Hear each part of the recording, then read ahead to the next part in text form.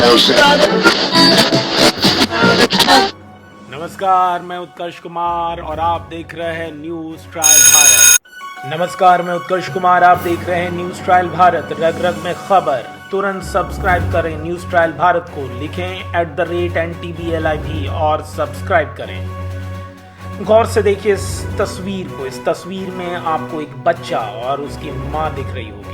बच्चे के चेहरे पर की मुस्कुराहट को आप निश्चित तौर पर महसूस कर पा रहे होंगे, लेकिन पिछले कई दिनों और वर्षों से ये सवाल उभर कर आ रहा है कि आखिर इसका बाप कौन है। जी हाँ, ये महिला जो कि पेशे से एक वकील हैं और नाम है गायत्री यादव, और इनके साथ जो ये बच्चा है ये उनका बेटा है, और माँ बेटे के साथ पिता नदारद हैं, क्योंकि पिता अपने इस पुत्र को एक्सेप्ट करने के लिए तैयार ही नहीं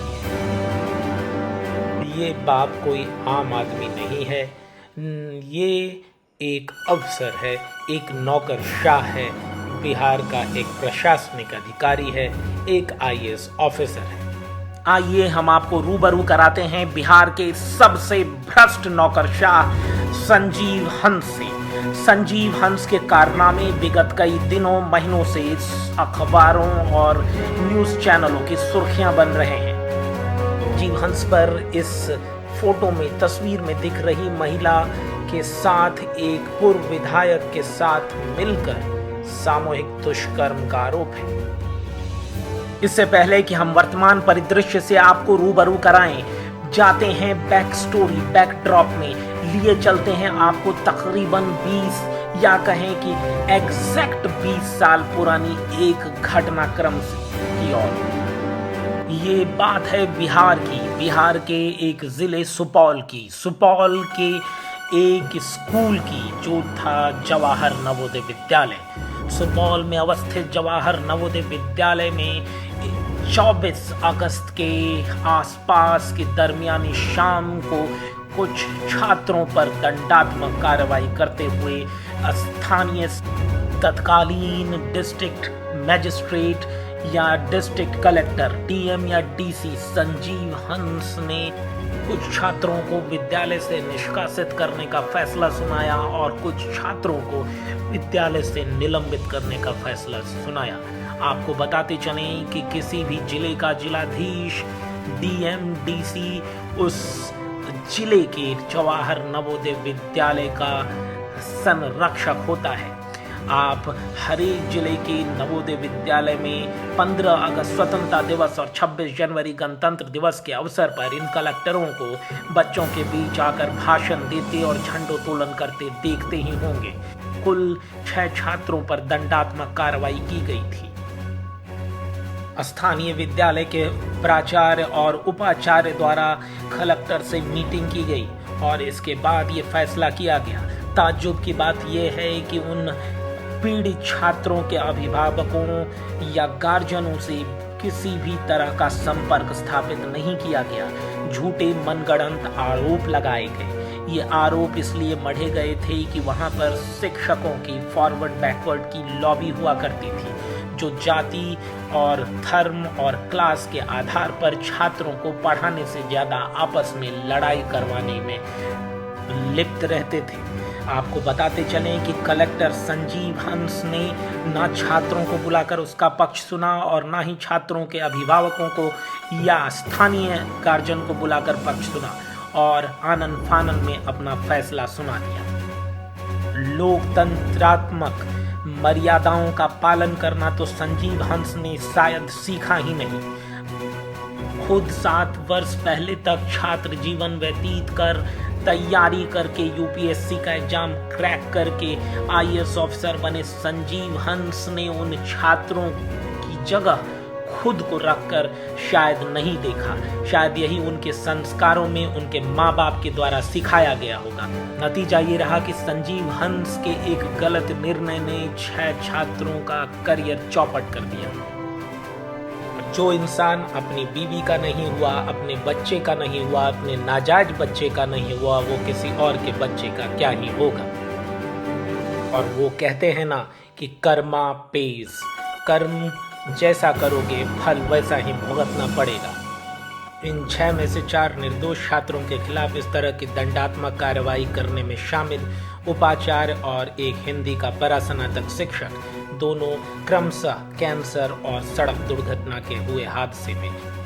को बताते चलें कि इस पूरे कांड में निश्चित तौर पर 2 छात्र दोषी था, लेकिन उसके साथ साथ 4 अन्य छात्रों को शिकार बना लिया गया। हालांकि इसके बाद कहा जा सकता है कि गेहूं के साथ खून भी तो पिसता है, लेकिन ये कहां का न्याय है जहां पर पक्ष रखने के लिए छात्र, उसके अभिभावक या विद्यालय के अन्य छात्रों को शामिल नहीं किया गया। ये कैसा अलोकतांत्रिक कदम था। जिन छात्रों पर कार्रवाई की गई उसमें एक छात्र स्कूल कैप्टन था, 10th में टॉपर्स की लिस्ट में था, और इतना ही नहीं क्लास 9th में 3rd टॉपर भी था। आपको बताते चलें कि इस दौरान मैं भी इसी विद्यालय का छात्र था और इस पूरे घटनाक्रम को काफी करीब से देखा।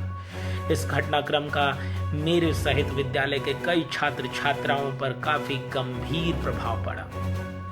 14 साल के इन 6 बच्चों पर इतना सख्त दंडात्मक कार्रवाई छात्रों के जहन में घर कर गई और प्रशासनिक दबाव, संजीव हंस के दबाव के चलते स्थानीय पत्रकारों द्वारा इन छात्रों का पक्ष भी नहीं सुना जाना काफी व्यथित करता रहा। इसके बाद ही शायद मैंने तो ये ठाना था कि मैं या तो IAS ऑफिसर बनूंगा या पत्रकार बनूंगा, और प्रशासनिक महकमे या पत्रकारिता बिरादरी का हिस्सा रहते हुए ऐसे कार्य तो नहीं ही करूंगा, और अगर कोई करता है और उसे रोकने की अपने सामर्थ्य में पुरजोर कोशिश करता रहूंगा। विद्यालय में assistant director, deputy director, AD और DD द्वारा मेरे न्यूज़ बुलेटिन को काफ़ी सराहा जाता रहा। चलिए इसके साथ ही हम आपको फिर से लिए चलते हैं वर्तमान में।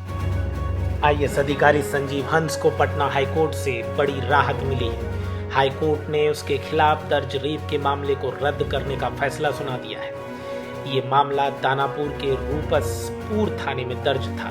जस्टिस संदीप कुमार ने 21 जून 2024 को इस मामले में फैसला सुरक्षित रखा था और पूरे जुलाई में इस पर फैसला नहीं आया, और अगस्त के पहले हफ्ते में आज संजीव हंस के पक्ष में फैसला सुनाया गया। संजीव हंस पर रेप के अलावा भ्रष्टाचार का भी आरोप है और इसी सिलसिले में बिहार सरकार ने उसे पद से भी हटा दिया था। भ्रष्टाचार से जुड़े मामले की जांच ED कर रही है। हालांकि संजीव हंस की कभी भी गिरफ्तारी की आशंका को देखते हुए सरकार ने उसके सारे पद छीन लिए थे। संजीव हंस के खिलाफ ED ने भ्रष्टाचार और आय से अधिक संपत्ति से जुड़े कई प्रमाण हासिल किए हैं। संजीव हंस पर 500 से ज्यादा करोड़ की संपत्ति बनाने का आरोप है। संजीव हंस के पास 95 करोड़ का एक विला या फार्म हाउस होने का भी दावा किया गया है। संजीव को ED ने बुलाया भी था। इतना ही नहीं, पटना पुलिस ने उस पर लगे गैंगरेप के आरोप को भी सही पाया था। गैंगरेप की प्राथमिकी को हाईकोर्ट ने अब रद्द कर दिया है। हालांकि इसके बाद भी गायत्री यादव को सुप्रीम कोर्ट में जाने का रास्ता बच रहा है।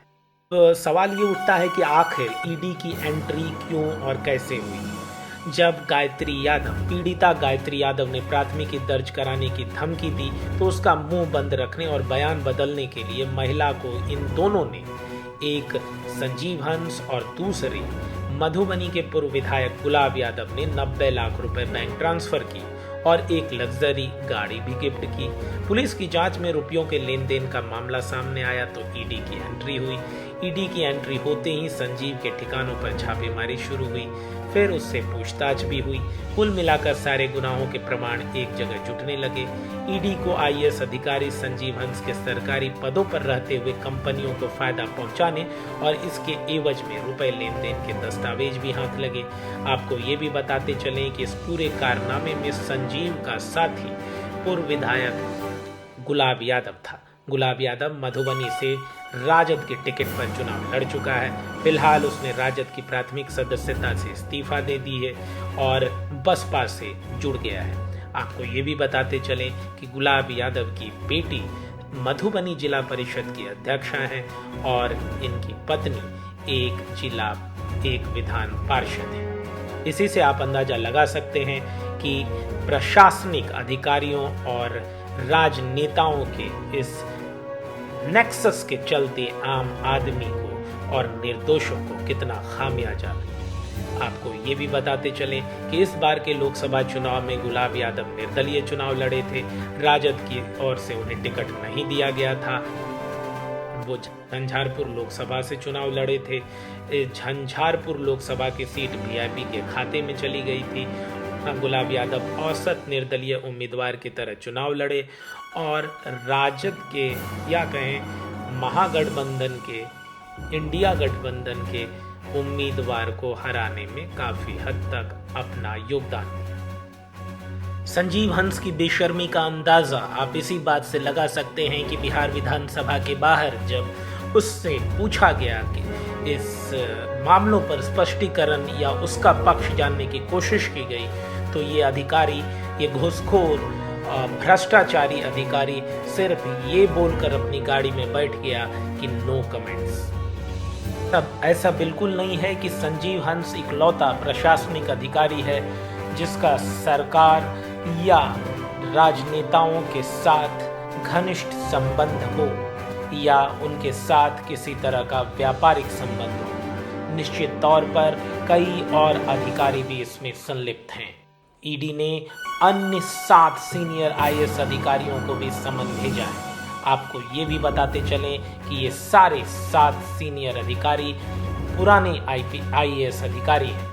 आपको ये बताना भी जरूरी है कि ईडी के इस जांच के घेरे में आने वाले संजीव हंस एक दलित समाज से आते हैं और आने वाले कुछ दिनों में कई नेता इनके हमदर्द बनकर इनको पिछड़ा या दलित समाज का हिस्सा मानकर इनके बचाव में अपनी बयानबाजी करना शुरू कर देंगे। आपको ये भी बताते चलें कि संजीव हंस निश्चित तौर पर एक भ्रष्ट प्रशासनिक अधिकारी है, लेकिन ये एक बड़ी राजनीति का भी शिकार हुआ है। हालिया दिनों में जनता दल यूनाइटेड और नीतीश कुमार के अनिश्चित राजनीतिक कदमों से डरे बीजेपी ने बिहार के प्रशासनिक अधिकारियों पर इस तरह के ईडी रेड को मंजूरी दी है। आपको ये भी बताते चलें कि आने वाले दिनों में अगर नीतीश कुमार और उसकी सरकार बीजेपी के रास्ते में आने की कोशिश करेगी, समर्थन वापस लेने की किसी भी प्रकार की धमकी देगी या डराने की कोशिश करेगी, तो निश्चित तौर पर और बड़े अधिकारियों के नाम भ्रष्टाचार की लिस्ट में आने की पूरी संभावना है। आने वाले दिनों में ऐसे भ्रष्ट संलिप्त आईएएस अधिकारी जेल की हवा खाते दिखेंगे, जैसा कि नज़ारा बीते कुछ महीनों में झारखंड में देखने को मिल रहा है, जहां पर झारखंड के कई प्रशासनिक आईएएस ऑफिसर्स के साथ वहां के सीएम हेमंत सोरेन तक को जेल की हवा खानी पड़ी। इतना ही नहीं, ईडी ने न केवल झारखंड के सीएम हेमंत सोरेन को जेल भेजा, वहीं दिल्ली के भी सीएम अरविंद केजरीवाल को जेल भेज दिया। फिलवक्त अरविंद केजरीवाल तो जेल में ही हैं, लेकिन झारखंड के सीएम हेमंत सोरेन को जमानत मिल गई है। आपको ये भी बताते चलें कि बिहार में अगले साल ही विधानसभा का चुनाव होना है और ऐसे परिदृश्य को देखते हुए लगता है कि निश्चित तौर पर कई और खुलासे होंगे। कई और राजनेता, बड़े राजनेता बिहार के, उनके चेहरे और प्रशासनिक अधिकारियों, आईएएस और पूर्व आईएएस अधिकारियों के चेहरे बेनकाब होंगे और इन सारे मामलों के बाद कोर्ट, चाहे वो पटना हाई कोर्ट हो या देश का सुप्रीम कोर्ट हो, इनका रोल काफी अहम हो जाएगा कि ये किस तरह से और कितनी शीघ्रता के साथ इन मामलों का निपटान कर ऐसे दोषियों को कड़ी से कड़ी, सख्त से सख्त सजा सुनाकर जेल या हवालात की हवा खाने भेजेंगे।